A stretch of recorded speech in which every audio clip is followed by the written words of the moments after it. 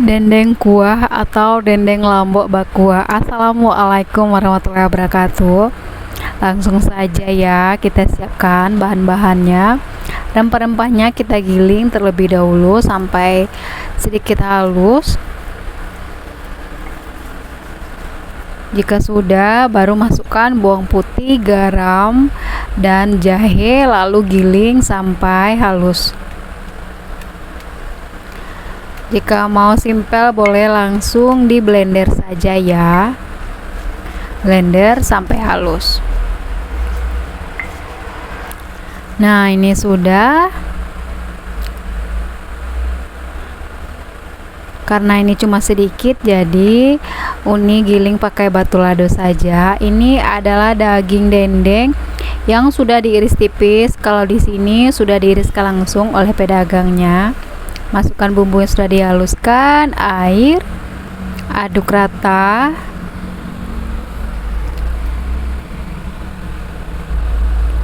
Tambahkan bumbu cemplung, lalu masak sampai dagingnya empuk. Nah, ini dagingnya sudah empuk, angkat lalu potong-potong. Untuk air sisa rebusan jangan dibuang ya, nanti kita gunakan. Nah, ini sudah Uni potong sesuai selera. Lalu di toko atau digeprek pakai batu lado seperti ini hingga dia itu tipis.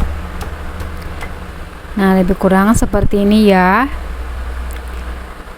Kita siapkan lagi ladonya. Ini cabai merah keriting. Kalau untuk cabenya digiling kasar saja, tambahkan garam. Ini kalau masak itu suka pakai garam kasar ya. Giling kasar. Nah, lebih kurang sekasar ini. Tidak terlalu halus, tidak terlalu kasar juga. Baru masukkan bawang merah, lalu geprek-geprek saja seperti ini ya. Lalu sisihkan. Nih, sambil menggiling cabai kita panaskan minyak gorengnya. Jika mau pakai chopper bisa ya, chopper sebentar saja, nanti dia akan kasar. Lalu goreng kentang sampai matang, angkat lalu tiriskan. Lanjut goreng dendengnya yang sudah di toko. Cukup goreng sebentar saja, pakai api sedang ya.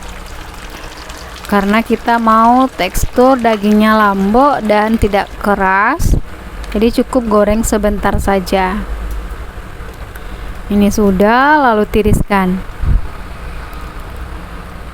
Panaskan minyak, lalu goreng bawang merah yang sudah diiris tipis. Goreng hingga harum. Baru masukkan bawang putih, goreng lagi hingga wangi.